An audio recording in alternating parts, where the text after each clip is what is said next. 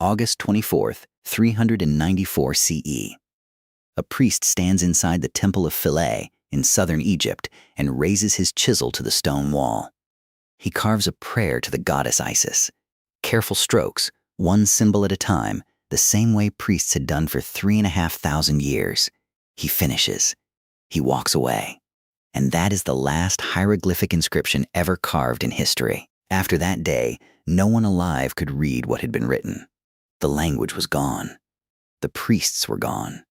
The gods were being outlawed. And the civilization that had built the pyramids, unified the Nile, and outlasted every rival on Earth, was finally, quietly, dead. To understand what was lost, you have to understand how long Egypt lasted. 3,000 years. The numbers are so large they lose meaning, so here is a comparison. When Cleopatra was alive, the Great Pyramid at Giza was already 2,500 years old. It was as ancient to her as she is to us today. Rome has existed for approximately 2,800 years. Egypt outlasted Rome. Egypt outlasted Greece. Egypt outlasted every civilization that has ever existed on this planet. The secret was the Nile. Every June, the river flooded, swelling from rains in Ethiopia, spreading across the valley floor. Every September it receded, leaving behind a layer of rich black silt, the most fertile agricultural soil in the ancient world. The same cycle, every year, for millennia. The Egyptians called the black soil Kemet, the black land. Everything beyond it was Deshret, the red land, dead desert. The strip of black between the red was the entirety of Egyptian civilization. And as long as the Nile delivered, Egypt thrived. At its height, Egypt was the dominant power on earth. Its armies pushed south into Nubia and north into Syria. Its gold funded the ancient world's trade networks. Its pharaohs were not merely kings. They were gods, divine intermediaries between the human and cosmic realms, responsible for maintaining Ma'at, the universal order. No civilization on earth looked more permanent. No civilization seemed more certain to endure. And then the river stopped delivering. Around 2200 BCE, something changed in the global climate. A prolonged drought, now called the 4.2 Kiloyear event, reduced rainfall across the ancient world. In Egypt, it meant the Nile flooded less, and less, and less. For decades, the annual surge that the entire civilization depended on arrived weak or barely arrived at all. Crops failed across the valley. Granaries that had fed millions emptied. The Old Kingdom, the era of the great pyramid builders, the age of Khufu and Khafra, collapsed almost overnight. The pharaoh's ability to feed the population was the source of his divine authority. When the food ran out, the authority went with it. Central government dissolved. Local governors stopped sending taxes to the capital and started hoarding grain for their own regions. The greatest empire on earth had been undone by drought. For 126 years, Egypt fractured into rival kingdoms. Upper and Lower Egypt warred against each other. Warlords rose and fell. The unity that pharaohs had spent centuries building simply disappeared. This was the first intermediate period, the first of 3 catastrophic breakdowns Egypt would endure. The pattern was established. The Nile fails, the state fails, everything falls apart. By 2055 BCE, a new dynasty from Thebes reunited the country. The Middle Kingdom restored the pharaoh's authority, rebuilt the administration, expanded trade into Nubia and the Levant. Egypt recovered, but something had shifted. The collapse had happened once. Now everyone knew it could happen again. Around 1650 BCE, a new crisis arrived from outside. The Hyksos, a people from the Levant, from the area of modern Israel and Palestine, had been migrating into the Nile Delta for generations. Gradually, almost quietly, they took control. They brought horse-drawn chariots and bronze weapons that Egyptian infantry could not match. For the first time in history, Egypt was ruled by foreigners. The Second Intermediate Period had begun. Around 1550 BCE, Pharaoh Ahmose drove the Hyksos out of Egypt. He adopted their military technology, the chariot, the composite bow, and turned it against them. The new kingdom began. This was Egypt's golden age, the era of Ramesses the Great, Tutankhamun, Thutmose III, Hatshepsut. The era of empire, of wealth, of the most famous pharaohs in history. Under Thutmose III, Egypt controlled more territory than ever before. a genuine empire stretching from the fourth cataract of the Nile to the Euphrates River. Under Ramesses II, Egypt fought the Hittites at Kadesh, the first military engagement in history recorded in enough detail to reconstruct, and signed the world's oldest surviving peace treaty. Egypt was the superpower of the ancient world. Then, around 1200 BCE, the ancient world ended. A wave of destruction swept the eastern Mediterranean with speed and totality that historians still struggle to fully explain.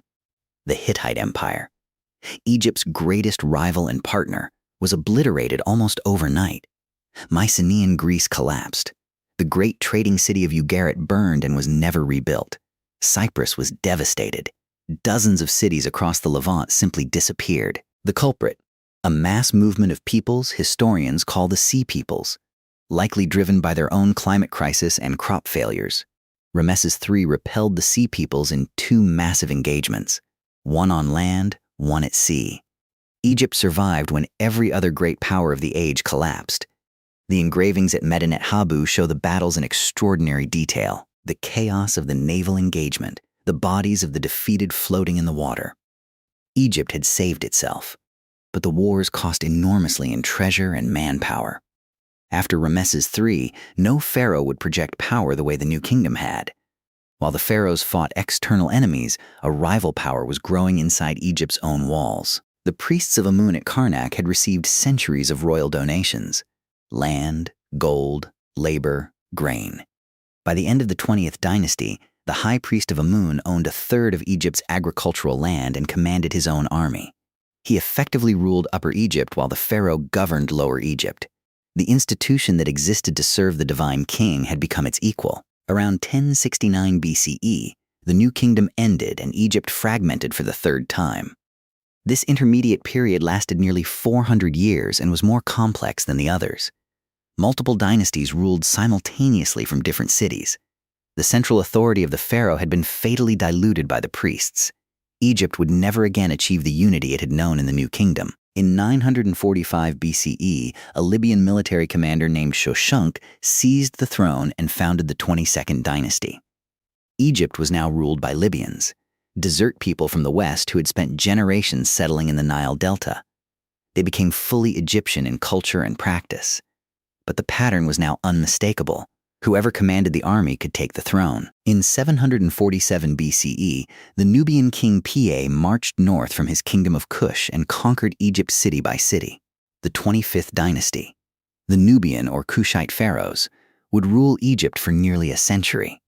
They were, in many ways, more devotedly Egyptian than any dynasty in centuries. They revered the old gods, built new pyramids, and restored decayed temples. But they were still conquerors from the south. The Nubian pharaoh Taharka overreached. He intervened in the Levant, directly challenging the expanding Assyrian Empire. The Assyrians responded. In 667 BCE, the armies of Ashurbanipal marched into Egypt and sacked Thebes, the sacred capital, home of the temples of Amun, the spiritual heart of Egyptian civilization for over 1,000 years. The psychological impact was devastating. The city that had stood for millennia had been pillaged by foreign soldiers. After the Assyrians withdrew, a new Egyptian dynasty from the city of Saite in the Delta reunited the country, with Assyrian backing. The 26th dynasty, the Saite period, was Egypt's last genuine flourishing of independence. Trade expanded. Greek mercenaries arrived and were given their own settlements. Art and architecture experienced a deliberate revival of Old Kingdom styles. It felt like a renaissance. It was actually a last breath. In 525 BCE, the Persian emperor Cambyses II invaded. His army met the last native Egyptian pharaoh, Psamtik III, at the Battle of Pelusium and destroyed him. Egypt became a satrapy of the Achaemenid Persian Empire, administered by Persian governors, taxed for Persian wars, subordinated entirely to foreign imperial interests. The Persians had no interest in becoming pharaohs. Egypt was a revenue source. Over the following 2 centuries, Egyptians revolted against Persian rule repeatedly, sometimes winning decades of independence. The 28th, 29th, and 30th dynasties were native Egyptian rulers who governed during gaps in Persian control. But the Persians always returned. Egypt's geography, a long, narrow valley with no mountain barriers to the east, made it nearly impossible to defend against a determined army. In 343 BCE, Artaxerxes III reconquered Egypt in a campaign of deliberate brutality. He looted temples, killed sacred animals, and installed governors who made no pretense of respecting Egyptian traditions. The 30th dynasty, the last native Egyptian pharaonic dynasty, was finished. The 3,000-year tradition of the divine pharaoh, born on Egyptian soil, had come to an end. 9 years later, Alexander the Great arrived from the east. The Persian garrison in Egypt surrendered without a fight. The Egyptians welcomed him. Anyone was preferable to the Persians. Alexander was crowned pharaoh at Memphis in the traditional ceremony. He made a pilgrimage to the oracle of Amun at the Siwa oasis, deep in the desert, where the oracle declared him the son of Amun. He founded Alexandria on the Mediterranean coast and left Egypt within months, never to return. When Alexander died in 323 BCE, his general Ptolemy took Egypt. His descendants, the Ptolemaic Dynasty, ruled for nearly 300 years. They were sophisticated inheritors. They built temples in the Egyptian style. They depicted themselves as pharaohs in the ancient artistic tradition. They worshipped Egyptian gods. But the language of the court was Greek. The language of government was Greek. The culture of power was entirely Greek. The Ptolemies understood that Egyptian legitimacy required Egyptian appearance. So the temples at Karnak and Edfu and Philae were built and maintained with hieroglyphic inscriptions and traditional imagery. But underneath the surface, Egypt was a Greek-administered state. Native Egyptians were largely excluded from positions of real authority. Their culture was curated, preserved, displayed, but not governed by them. Alexandria became extraordinary. The Great Library, the largest collection of written knowledge in the ancient world. The Pharos Lighthouse, one of the 7 wonders, visible 35 miles out to sea.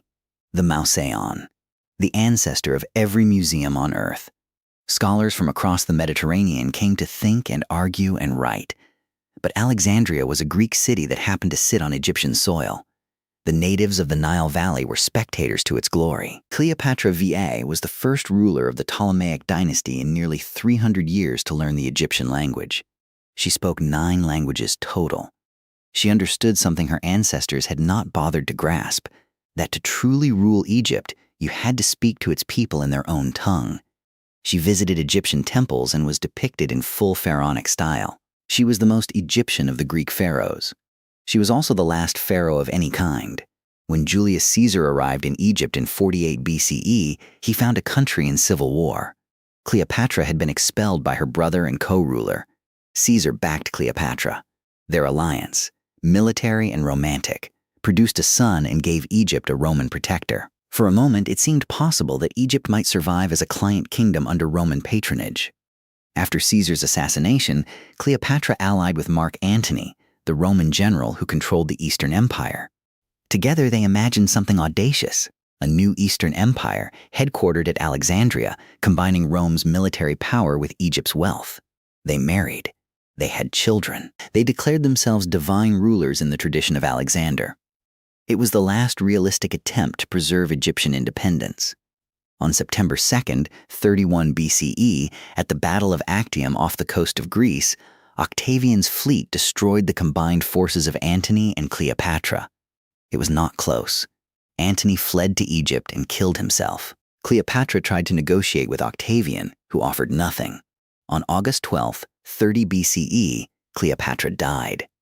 The method, asp, poison, something else, has been debated for 2,000 years.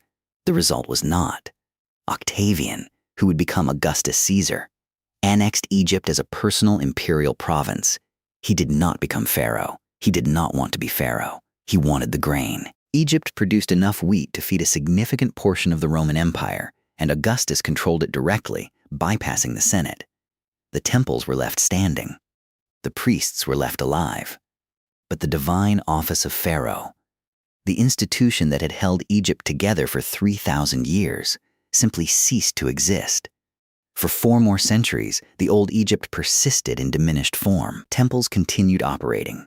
Priests maintained rituals. The goddess Isis became enormously popular across the Roman Empire. Her cult spread from Alexandria to Britain. Hieroglyphics survived in sacred contexts, carved into temple walls by an ever-shrinking priestly class. But the resources that had sustained the temples were slowly withdrawn. The knowledge passed to fewer hands each generation. The tradition was thinning. In 380 CE, Emperor Theodosius I made Christianity the official religion of the Roman Empire and declared all other forms of worship illegal. Egyptian temples were closed by imperial decree. Sacred animals were killed. Priests were forbidden from performing their rituals. The ancient religion of Egypt, which had given the world the concepts of the afterlife, the immortal soul, divine judgment, was now a crime. 14 years later, at the Temple of Philae, the last temple still quietly functioning in the far south where imperial enforcement was slow to arrive. A priest named Esmet Akhum carved an inscription into the stone on August 24, 394 CE. It was a prayer to Isis. Standard. Routine. He dated it according to the reign of the Emperor Diocletian. He had no way of knowing. After that day, no one trained in hieroglyphics survived to carve another inscription. The system that had recorded everything — wars, prayers, medical treatments, astronomical observations, love poems, tax records — for 3,500 years was silent forever. For 1,428 years, the symbols on every temple wall and papyrus scroll in Egypt were unreadable. Scholars guessed. Travelers described them. Nobody knew. Then, in 1799, French soldiers digging fortifications near the town of Rosetta found a stone slab. On it was the same priestly decree written 3 times, in hieroglyphics, in Demotic Egyptian, and in Greek.